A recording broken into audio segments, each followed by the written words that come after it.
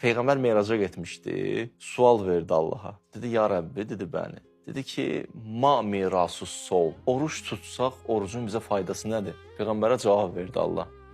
Buyurdu, mirasus sol əl-hikmə. Oruc sənə hikmət verər. Mirasul hikmə əl-mərifə.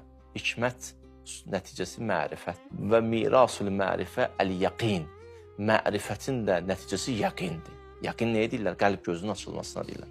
Allah Teala Quranda buyurur ki, maraqlı ayələrdən biridir. Lov ta'lamunə ilməl yəqin lətərəvunnəl cəhim. Əgər elmül yəqininiz olsa, dünyada ikən cəhənnəmi görərsiniz. İndi. Nəyə ki sonra? Cənnəti görərsiniz. Elə indi. Mümkündür. İnsan gəlib çata bilərmi? Va'bud rabbəkə həttə yətiyəkəl yəqin. İbadətlə, bəndəçiliklə, ubudiyyətlə oraya çata bilərsən.